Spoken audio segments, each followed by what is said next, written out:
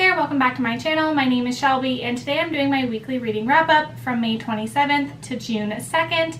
And this week I read a total of 8 books. I read a mixture of historical fiction, mystery thrillers, some romance, even a romantic suspense, and 3 of the books I read are arcs.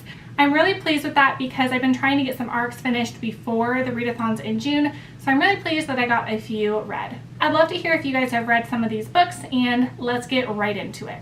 The first book that I read is The Honeymoon by Rona Halsall, and this is a mystery suspense about a woman named Chloe who has a whirlwind romance with a guy named Dan, and they get married kind of quickly, and they go on this honeymoon.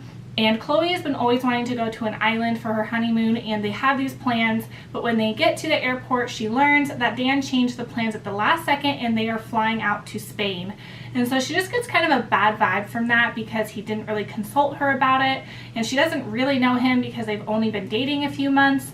And so she goes to Spain, but quickly regrets it because Dan is not who she thought he was, and this honeymoon is one she will never forget. And the plot kind of thickens from there. And this one was enjoyable, but it wasn't anything I loved, so I ended up giving this one 3 stars, but this one does come out June 7th, so keep an eye out for it. The next book that I read is Blind Kiss by Renee Carlino. This is the second book by this author I've read, and I checked it out from the library, and I absolutely loved it. This is about a woman named Penny, and in her senior year of college, she takes part in a psych study called Blind Kiss, where she puts a blindfold on, and another person puts a blindfold on, and 2 strangers kiss. And it's basically to test if there is still chemistry even without physical sight.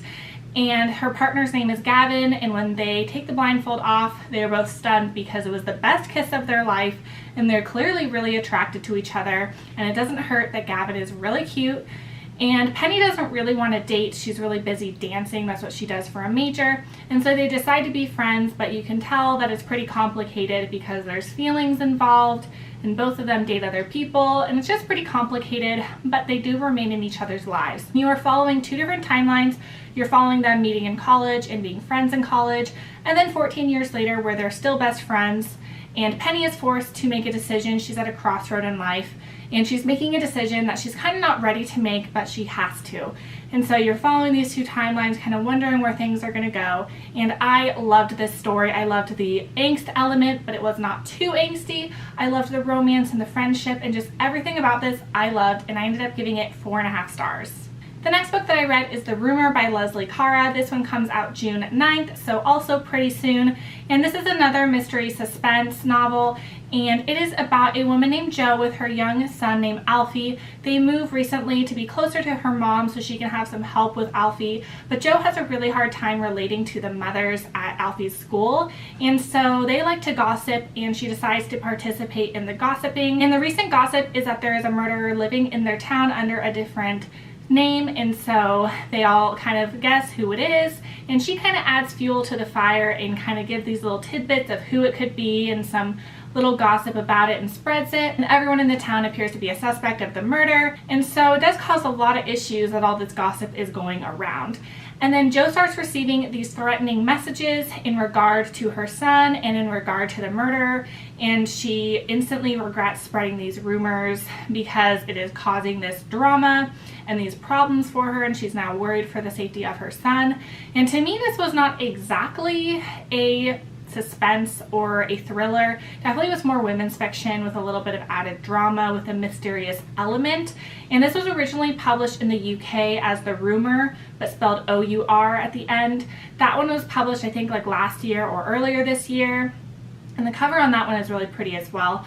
But it was set in the UK, and they transferred it to be the US for the US edition, but it still read like a British book. It didn't read American. The names didn't really match in America. They always were drinking tea, and just all the things was the UK. So I kind of would rather have read the UK edition just because I don't mind UK books, but it just didn't feel American for being set in America. So that I didn't really like, but I did enjoy the storyline. It was really dramatic. It had a lot of twists, and I liked that I didn't guess who the murderer was.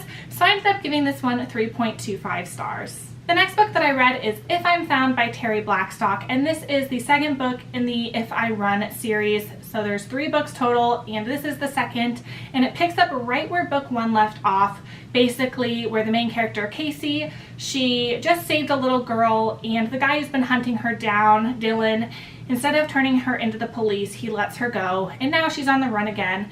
And Dylan is kind of in a pickle because his superiors are kind of mad at him for not capturing her, and Casey's still on the run. And we basically follow that, and you see that Casey is in a little town, and she comes across people that really need her help, and she just happens to be there when they need her help, and she talks someone off a literal ledge who wants to kill themselves. So she's kind of a martyr, the representation of good versus evil.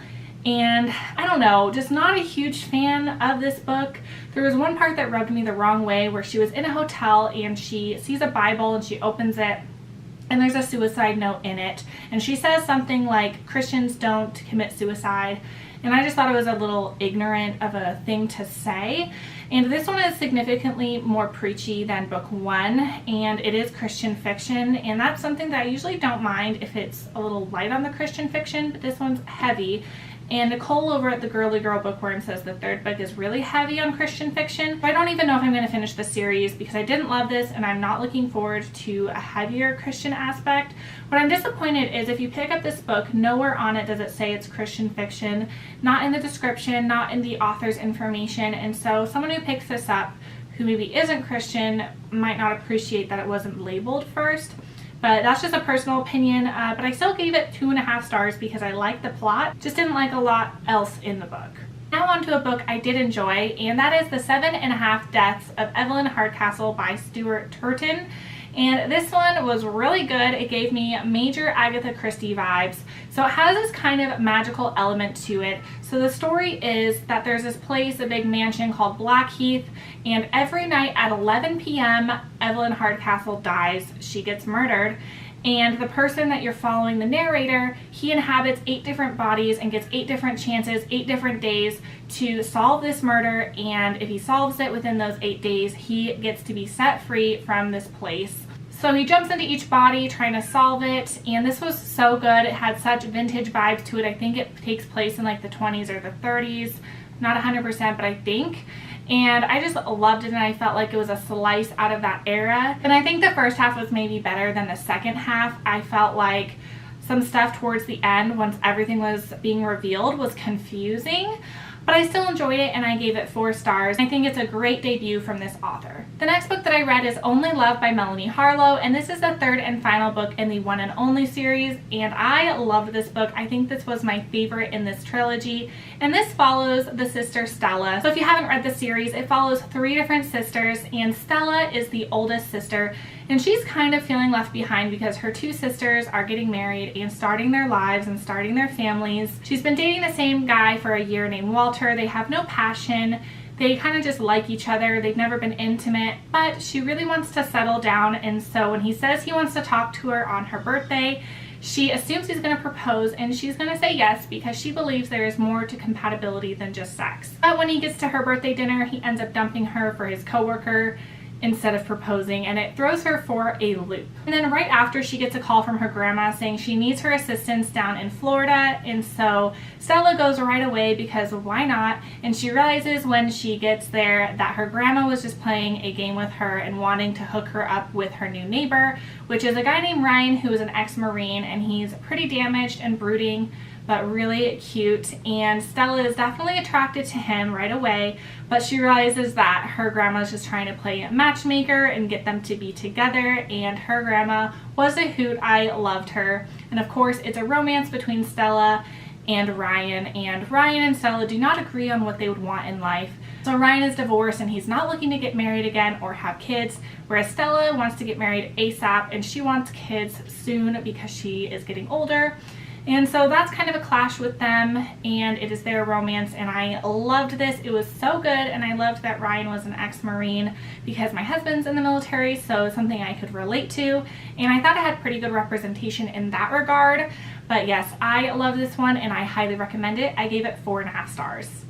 The next book that I read is The Last Year of the War by Susan Meisner. I've read one other book by her called Secrets of a Charmed Life, and I loved it. It was a World War II concentration camp story, and that one I loved, but The Last Year of the War wasn't my favorite. This is about two friends. Their names are Mariko and Elise. Elise is a German American. Her parents are German immigrants and she grew up in the United States. And Mariko is a Japanese American who grew up in LA. They both get sent to an internment camp in the US, and that's where they meet when they're 13. But you know that they are torn apart about a year later, and Mariko is sent to Japan with her family and Elise is sent to Germany with her family. And you follow dual timelines of 1943 and then I think 2010, so like 60 years later. And you know that the main character Elise is trying to track down Mariko and give her something that she was given at the internment camp. And this I should have felt a lot because it had a lot of promise. The topic was something that should have engaged me, but I found it to be really slow and boring. I just didn't feel anything, and I didn't really feel their friendship that much. So for me, it was just a 3-star read, which hurts my heart because I wanted to love it. It just was a little bit of a letdown. The next book that I read is The Dream House by Jess Rider, and I really liked this book. I read Jess Rider's The Ex-Wife last year, which came out last year, and that one was so good. So when I saw this one pop up on NetGalley, I had to get it, and I was definitely not disappointed. This is about a girl named Stella who lives with her boyfriend, Jack, I believe is his name, and they live kind of in this big house that she purchased with her inheritance, and it needs a lot of fixing up, and so there's construction going on, and her boyfriend are having some tension. They get a knock on the door in the middle of the night, and it is a woman who says her name is Lori, and she's clearly beaten up, and she says her husband beat her and begs for them to take her in for the night. And Stella does and really wants to help Lori and give her refuge, but Jack is a little more hesitant. He thinks that Lori is lying, and this causes further contention between Stella and Jack. And she's kind of forced to make this decision of who she's going to choose because she's kind of put in this predicament.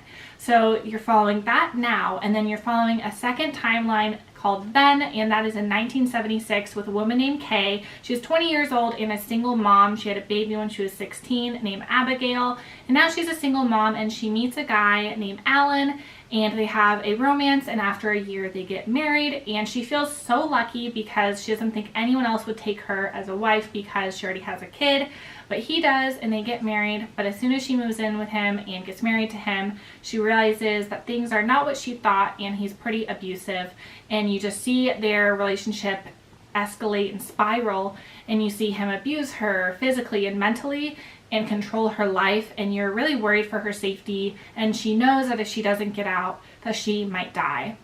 And so you're following these two timelines between Stella and Kay, and even wondering about Lori, and you're wondering how all these women are going to relate. And I thought this was such a satisfying read. It read really quickly. I just could not stop turning the pages, and I ended up giving this one 4 stars. It comes out June 21st, and I highly recommend this one. So those are all the books that I read this week. I would love to hear if you guys are interested in any of these. I will link these all down below, and I will see you guys on my next one. Bye.